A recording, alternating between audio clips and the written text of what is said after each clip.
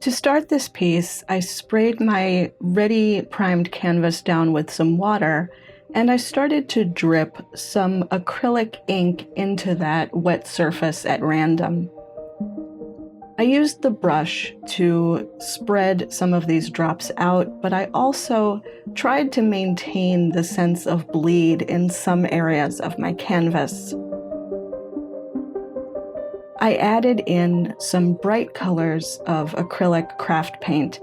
I'm using Blick matte acrylics, which I really strongly prefer to other types of craft paint, but you can use any type that's available.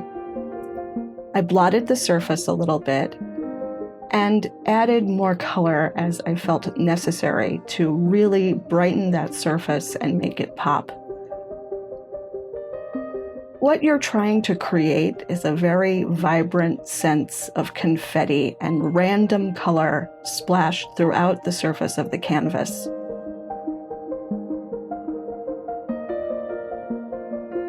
When the surface was dry, I began sketching some very simplified bird forms.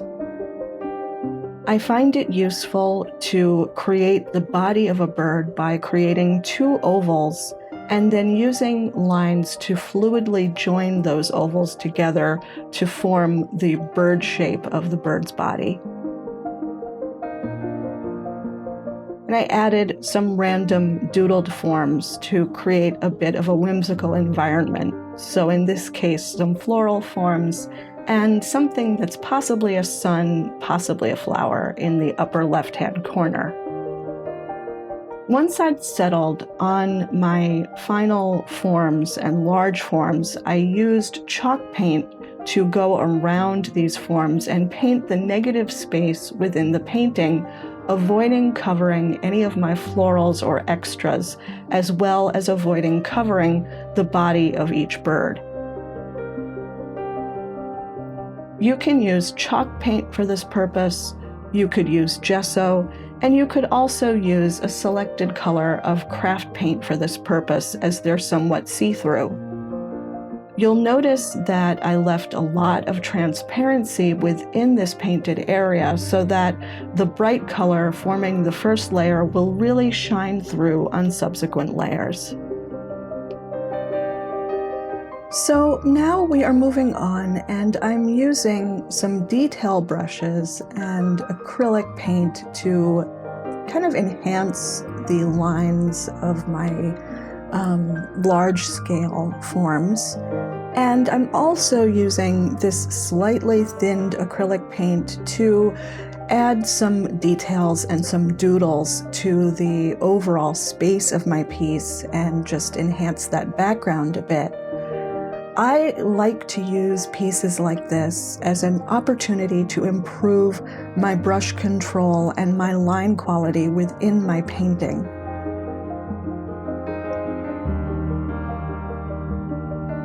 I am definitely not new to painting, so this is very comfortable for me after literally decades of experience and a lot of time focusing on my line work and trying to improve it.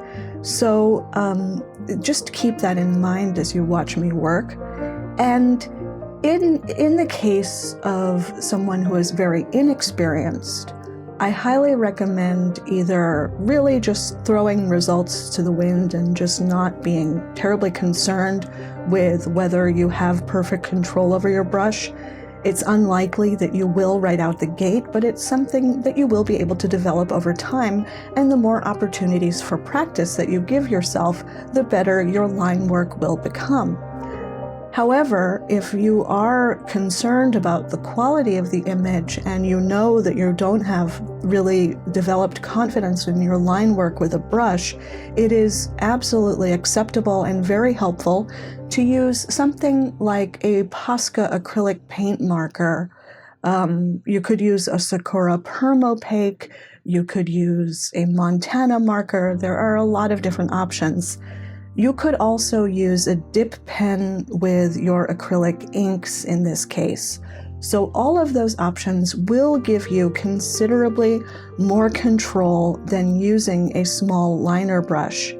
However, using a small liner brush with these thinned acrylic paints and or your acrylic inks, this is a great opportunity to practice the control of the brush, practice making consistent lines, practice experimenting with the qualities of line marks that you can make, and just really growing your practice.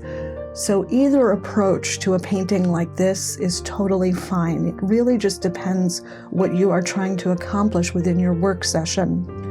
For me, the purpose of this work session is play and experimentation. So I'm not worried about really whether my color mixing choices are the best choices.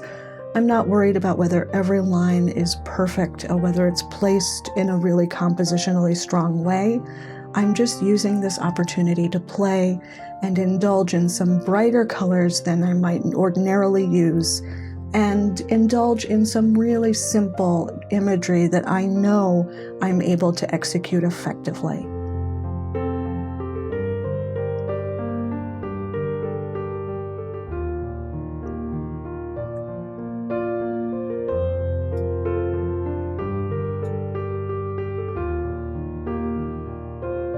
It is helpful to both resist the urge to outline all of your large shapes, to just go in and outline them consistently all the way around and call it done.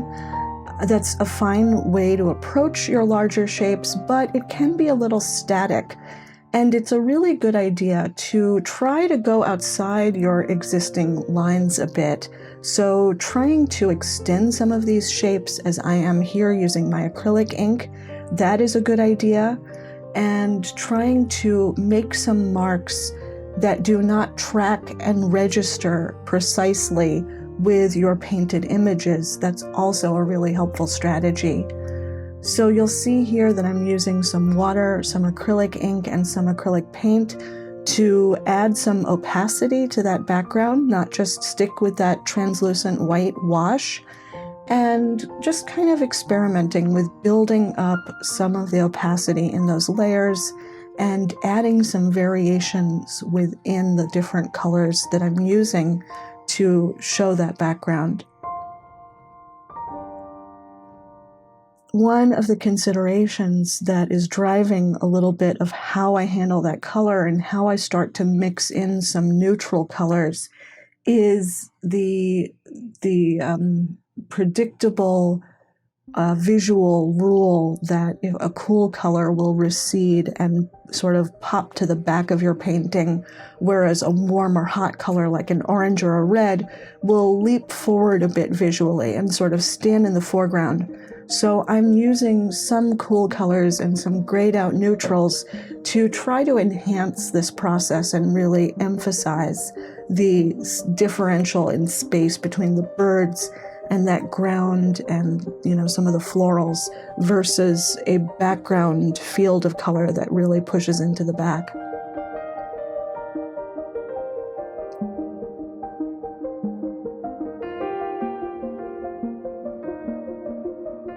And I'm continuing to go back and forth between this idea of playing around, doodling, adding little marks and adding little motifs, and covering some of those up and losing a little bit of that precision just to keep things both harmonious and interesting to look at the same time.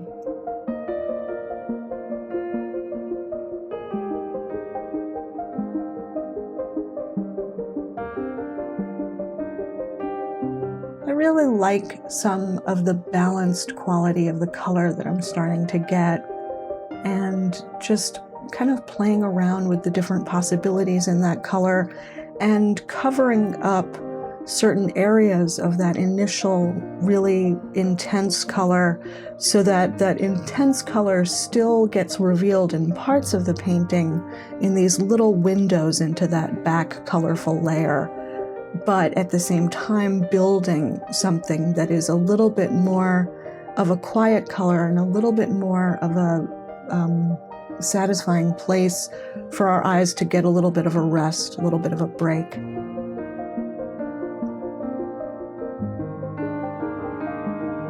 And in this case, you'll see the way that I use that warm and cool color contrast to create a soft edge around that floral.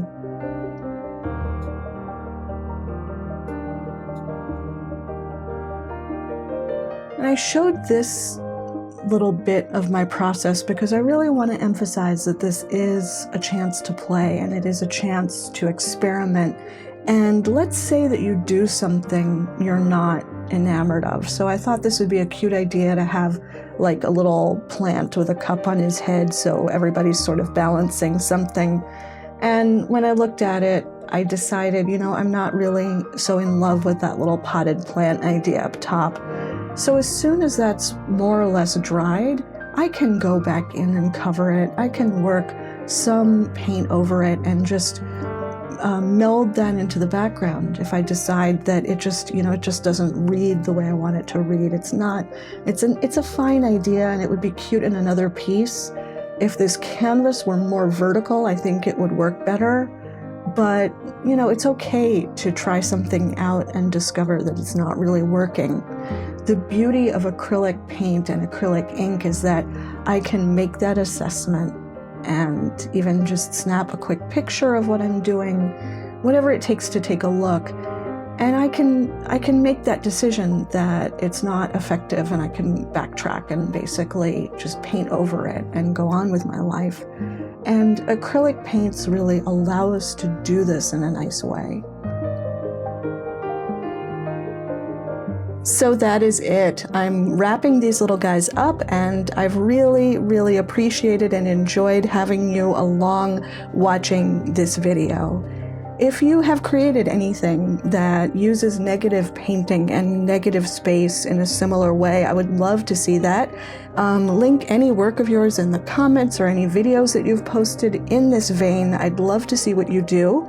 And if you feel like giving this video a like or subscribe, that is extremely helpful. I would love to be able to give you guys the content that you want to see, and I really appreciate you watching this. Till next time, take care.